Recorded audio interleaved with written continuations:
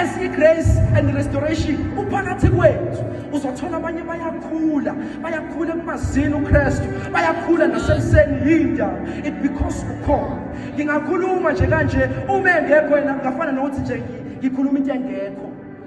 AbaJuda abantu uJesu wami umZulu, but ngenxa yokuthi ukhona uzokuvula amehlo lithi iBhayibheli bekade nihamba niinqondo zenibuthekile ningaboni ubuhle bukaNkulunkulu, nihamba ngomthetho walelizwe, asuse inkungu khona, asuse ubuthaya wengqondo, bese uyaqala ukubona umusa wakhe, bese uyaqala ukubona ubukhulu bukaNkulunkulu, bese uyaqala ukubona ukuthi umdinga kangakanani uNkulunkulu, bese uyaqala ukubona ukuthi Nkosi angikwazi ukuhamba ungekho. That is why uMose athi asikwazi ukusuka ungekho, because ubukho bakhe kusho ukuthi we have a will on our side.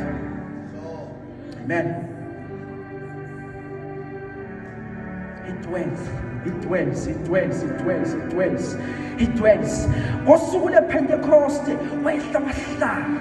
Bonke igama lenkosi lazala ibandla, alizalwanga nje walishiya kanjalo.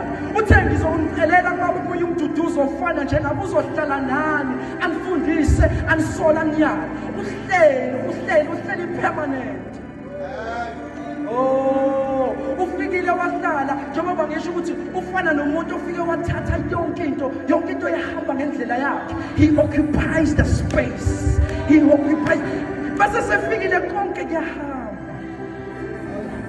Ukhona uzoqinisekisa ukuthi eGrace ukhona muvumela akukhulise, muvumela attendani ama-Bible studies. Izwini. Amen. Izwini ukuyishila indaba ama-Bible studies. Attendani. Nizobona the more umnikeza into yokuthi qhubeka ucontrol, uzokhula ekumazini. Mtshela ukuthi occupy the space. Ngikhuluma nebandla, but even individuals, uma efika emntwini ufike occupy space.